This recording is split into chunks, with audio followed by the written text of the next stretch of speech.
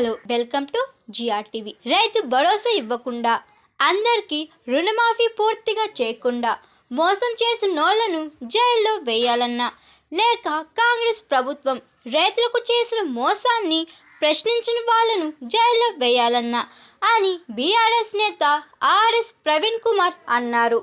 మిత్రులారా, నేను ఒక్కటే విషయం చెప్తా.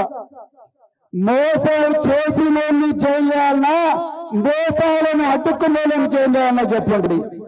మళ్ళీ అడుగుతున్నా, మన ఇంటి గోడకు పొక్క ఎత్తి మన ఇళ్లలో అల్మారంలో బంగారం తీసుకుని పోయిన దొంగలను చేయాలన్నా, లేకపోతే మన ఇంటిని కాపాడిన వ్యక్తులను చేయాలన్నా? ఎవరిని చేయాలి?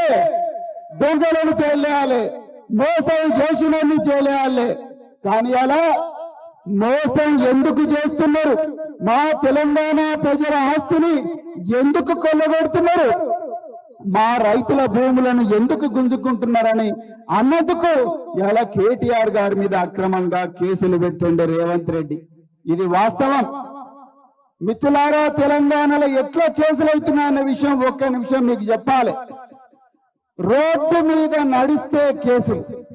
పోయిన వారం ఏసీబీ ఆఫీసు నుంచి తెలంగాణ భవన్ కు రోడ్డు మీద నడుచుకుంటూ వస్తే కేటీఆర్ గారి మీద కేసు పెట్టింది రేవంత్ రెడ్డి ప్రభుత్వం.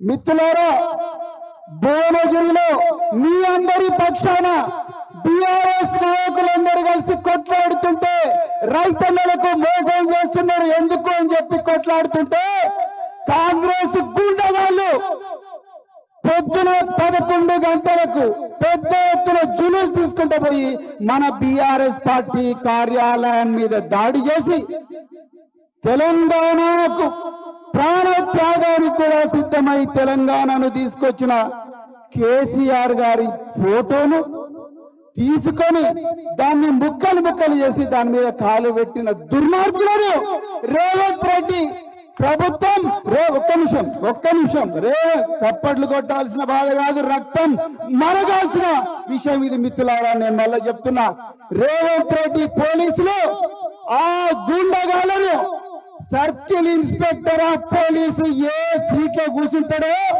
ఆ సీట్లో కూర్చోబెట్టి ఆయన లైవ్ టెలికాస్ట్ ఇచ్చేటట్టుగా ఆయనకు అన్ని సౌకర్యాలు కల్పించి వాళ్ళను ఎమ్మెల్యే క్యాంప్ ఆఫీస్ తీసుకొని పోతారు.